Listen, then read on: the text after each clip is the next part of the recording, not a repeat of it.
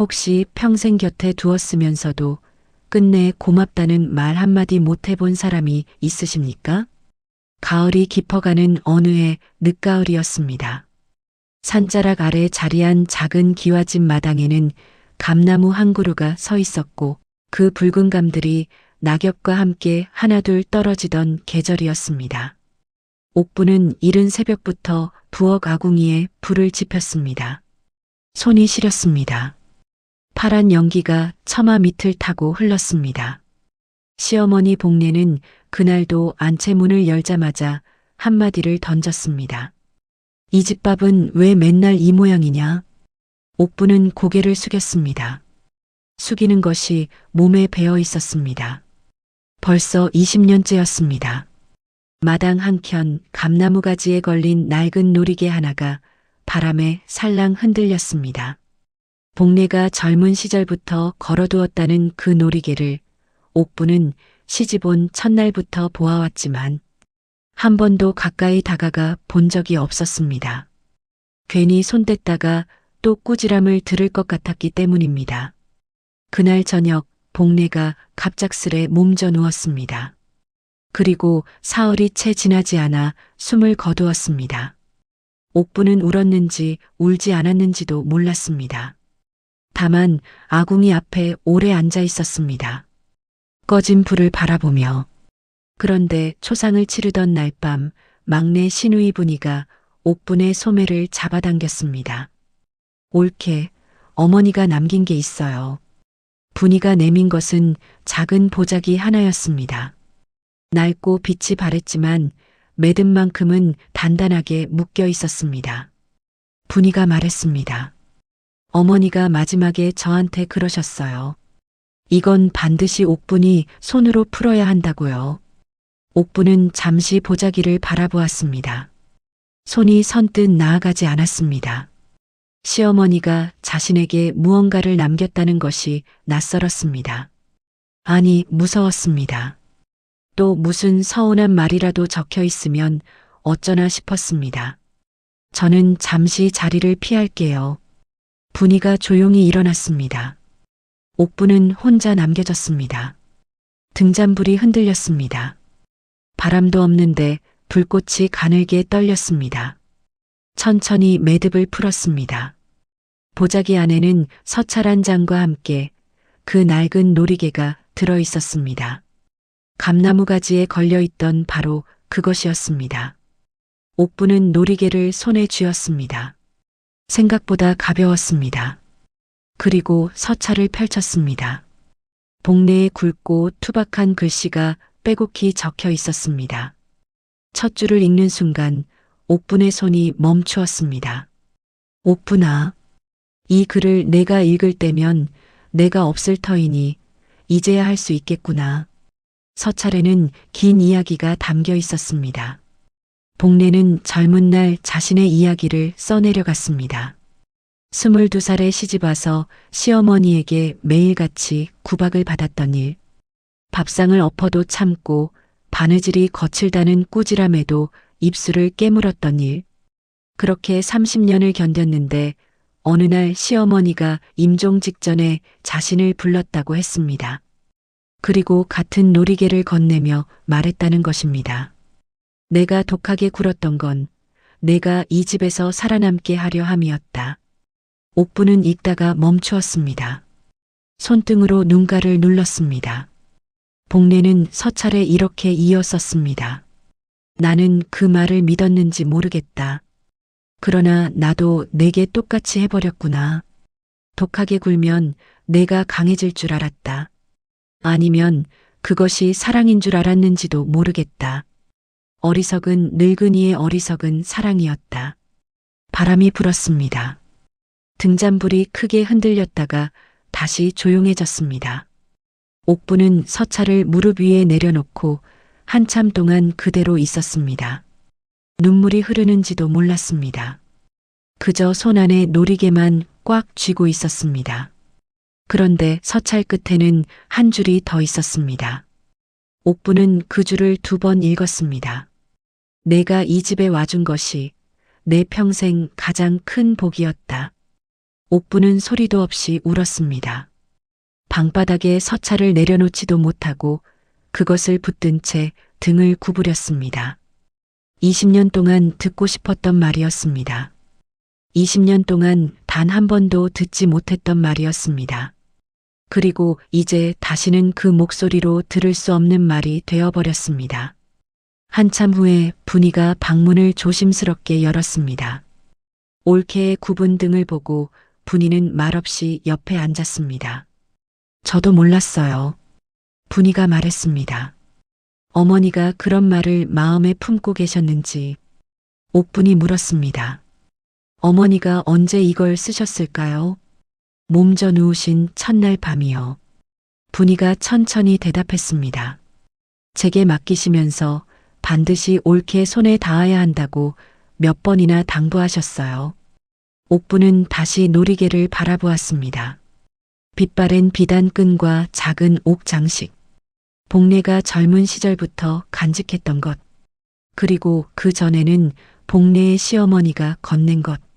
손에서 손으로 이어져 온 것이었습니다. 사랑이라고 부르기엔 너무 서툴렀고 침묵이라고 부르기엔 너무 간절했던 무언가가. 분이가 조용히 말했습니다. 어머니가 올케를 사랑하셨던 거 맞지요? 옥부는 대답하지 않았습니다. 다만 놀이개를 손바닥 위에 올려놓고 처음으로 가만히 들여다보았습니다. 이튿날 아침 옥부는 평소보다 일찍 일어났습니다. 아직 하늘이 채 밝지 않은 시각이었습니다. 부엌에 불을 지피면서 옥부는 이상한 것을 느꼈습니다. 아궁이 앞에 쪼그리고 앉은 자세가 어제와 똑같았고 손이 시린 것도 어제와 같았습니다. 그런데 무언가가 달랐습니다. 불을 지피는 손이 어제보다 덜 무거웠습니다. 성칠이 기침 소리를 내며 마당으로 나왔습니다. 밤새 어떻게 있었소? 남편이 물었습니다. 옥부는 잠시 뜸을 들이다가 대답했습니다. 어머니 글을 읽었습니다. 성칠은 말이 없었습니다. 그도 알고 있었던 것인지 그저 고개를 한번 끄덕이고는 마당 한켠에 서서 하늘을 올려다보았습니다. 어머니가 저를 사랑하셨던 것 같습니다. 옥분이 말했습니다. 처음으로 소리내어 말해보았습니다. 말이 입 밖으로 나오자 이상하게 가슴이 뜨거워졌습니다. 성칠이 돌아보며 말했습니다. 나는 진작 알고 있었소. 그리고 다시 하늘을 올려다보았습니다. 감나무 가지가 바람에 흔들렸습니다. 잎은 이미 다 졌지만 빈 가지가 흔들리는 모양이 오히려 더 선명해 보였습니다. 옥부는 그 가지를 한참 바라보았습니다. 복례가 놀이개를 걸어두었던 바로 그 자리였습니다. 사흘 후 분이가 다시 찾아왔습니다. 이번에는 혼자가 아니었습니다. 분이는 젊은 처자를 하나 데리고 왔습니다. 올케 제 딸이에요. 올해 시집을 보내려고 하는데 분이가 조심스럽게 말했습니다. 어머니한테 물어보려 했는데 이제는 여쭤볼 수가 없으니 올케한테 와봤어요. 옥부는 잠시 분이의 딸을 바라보았습니다. 20 남짓되어 보이는 처자였습니다. 눈이 크고 손이 작았습니다. 자신이 처음 이 집에 왔던 나이가 떠올랐습니다. 손이 작고 눈이 크고 두려움이 가득하던 그 나이. 어떤 집으로 가게 되나요? 옥분이 물었습니다. 분이가 살림이 넉넉한 집이라고, 그런데 시어머니가 좀 까다로운 분이라는 말을 들었다고 했습니다. 분이의 딸은 말없이 고개를 숙이고 있었습니다. 옥분은 잠시 생각하다가 방 안으로 들어갔습니다. 그리고 보자기를 가지고 나왔습니다. 낡은 놀이개가 들어있는 그 보자기였습니다. 분이와 딸이 눈을 크게 떴습니다. 옥분이 처자의 손 위에 놀이개를 올려놓으며 말했습니다. 시어머니가 독하게 구신다고 해서 사랑이 없는 건 아닐 수 있어요. 그리고 잠시 멈추었다가 덧붙였습니다. 그래도 힘들면 힘들다고 말하세요. 나는 그것을 못해서 오래 걸렸습니다. 분이의 딸이 천천히 고개를 들었습니다. 그 눈 속에 무언가가 일렁였습니다. 며칠이 더 지났습니다. 옥부는 복례의 방을 정리하기 시작했습니다. 오래된 빗, 반지꼬리, 낡은 버선 한 켤레. 시어머니의 물건들은 하나같이 낡고 작았습니다. 큰 것도 화려한 것도 없었습니다. 복례가 자신을 위해 쓴 것이 얼마나 없는지 정리를 하면서 비로소 알게 되었습니다. 반지꼬리 안에서 작은 천 조각이 나왔습니다. 가만히 펼쳐보니 그것은 기워놓은 옥분의 치마 자락이었습니다. 시집온 첫해 빨래를 하다가 찢어진 치마였습니다. 옥분은 그것을 그냥 버렸다고 생각했는데 복례가 가져다 기워놓은 것이었습니다. 바느질 솜씨가 정교하지는 않았습니다. 오히려 투박하고 굵은 땀이었습니다. 그러나 천을 겹쳐댄 방식이 아주 꼼꼼했습니다. 오래 쓸 수 있도록 쉽게 다시 찢어지지 않도록 힘을 주어 누볐습니다. 옥부는 그 천 조각을 무릎 위에 올려놓았습니다. 밖에서 바람소리가 들렸습니다. 그리고 그것뿐이었습니다. 옥부는 아무 말도 하지 않았습니다. 다만 그 투박한 바느질 땀을 손끝으로 천천히 짚어보았습니다. 그날 저녁 성칠이 늦게 들어왔습니다. 안채에 불이 켜져 있는 것을 보고 방문을 열었습니다. 옥부는 복례의 빈 방 한가운데 앉아 있었습니다.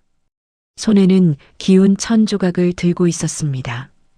방 안에는 정리된 물건들이 가지런히 쌓여 있었습니다. 성칠이 말없이 들어와 옆에 앉았습니다.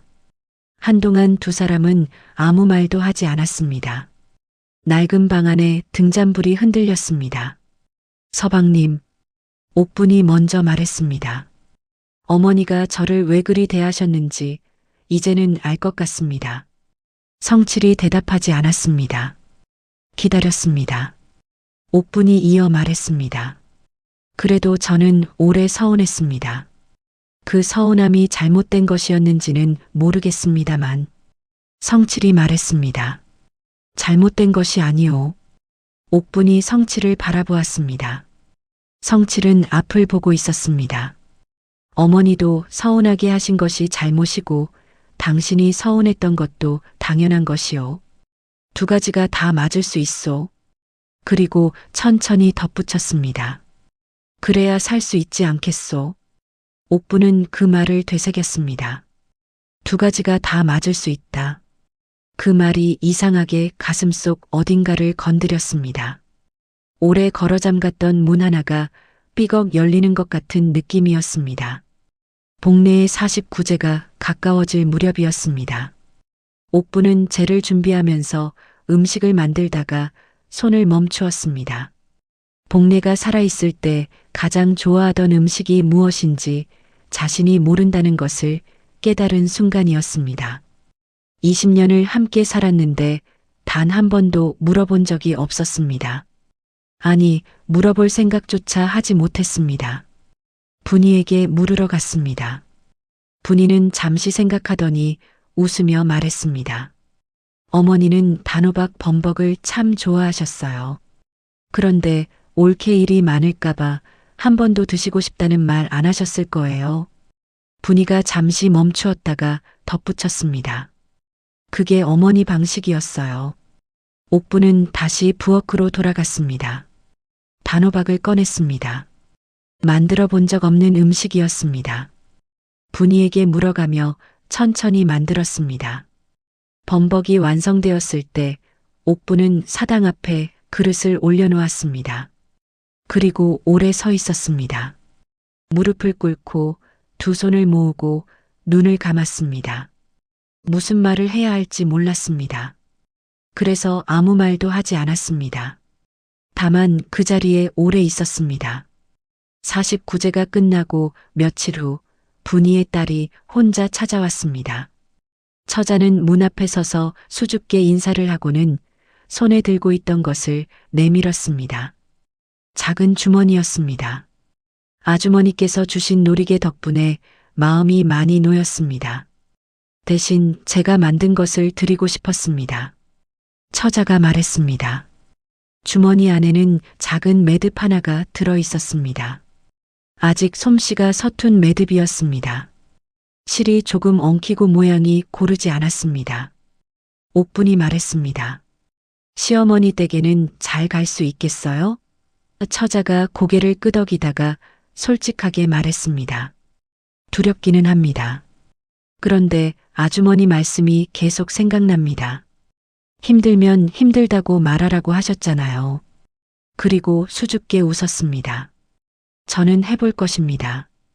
옥부는 그 얼굴을 바라보았습니다. 두렵지만 가겠다는 얼굴. 자신이 20년 전에 짓지 못했던 표정이었습니다. 옥부는 처자의 손을 잠시 꼭 쥐었다가 놓아주었습니다. 아무 말도 하지 않았습니다. 말이 필요하지 않았습니다. 처자가 돌아가는 뒷모습을 옥부는 문 앞에 서서 바라보았습니다. 그리고 문득 생각했습니다. 복례도 이런 마음이었을까? 서툴지만 보내주고 싶은 마음. 겨울이 왔습니다. 첫눈이 내리는 날 아침이었습니다. 옥부는 마당에 쌓인 눈을 쓸다가 감나무 앞에서 멈추었습니다. 빈가지에 눈이 소복하게 쌓여 있었습니다. 놀이개가 걸려있던 자리에 이제는 아무것도 없었습니다. 옥부는 방으로 들어가 보자기를 가져왔습니다. 그 안에 있던 놀이개를 꺼내 잠시 손에 쥐었습니다. 그리고 다시 감나무 가지에 걸었습니다. 바람이 불었습니다. 놀이개가 가볍게 흔들렸습니다. 빛바랜 비단끈과 작은 옥 장식이 눈 위에서 빛났습니다. 복례의 놀이개가 다시 제자리로 돌아왔습니다. 그리고 옥부는 처음으로 그 앞에 오래 서 있었습니다. 손이 시렸지만 그대로 있었습니다. 눈이 다시 내리기 시작했습니다. 소리도 없이 천천히 봄이 오자 감나무에 새 잎이 돋았습니다. 옥부는 그 잎을 보면서 아침 밥상을 차렸습니다. 예전과 다를 것 없는 아침이었습니다. 성칠이 나오고 밥을 먹고 하루가 시작되는 평범한 아침이었습니다. 그런데 성칠이 밥을 먹다가 말했습니다. 맛있소. 짧은 한마디였습니다. 옥부는 잠시 멈추었다가 감사합니다라고 대답했습니다. 이상하게 그 짧은 대화가 오래 마음에 남았습니다. 밥상을 물리면서 옥부는 마당을 바라보았습니다. 감나무 가지에 걸린 놀이개가 봄바람에 살며시 흔들리고 있었습니다. 새 잎들 사이에서 오래된 놀이개가 낡은 채로 그대로 있었습니다. 옥부는 생각했습니다. 복례가 20년 동안 자신에게 하지 못했던 말들이 저 놀이개 안에 있었던 것은 아닐까? 그리고 자신도 지금 누군가에게 하지 못하고 있는 말이 있지는 않을까? 사랑한다는 말보다 사랑받는다는 것을 받아들이는 일이 더 어렵다는 것을 옥부는 그제야 아주 조금 알 것 같았습니다. 여러분의 곁에도 말 대신 마음을 숨겨두었던 사람이 있지는 않으십니까? 아직 늦지 않았다면 오늘 그 마음을 꺼내어 보시겠습니까? 지혜의 등불과 함께 하신다면 그 오래된 마음들을 함께 꺼내어 볼 수 있습니다. 구독과 좋아요로 곁에 머물러 주십시오.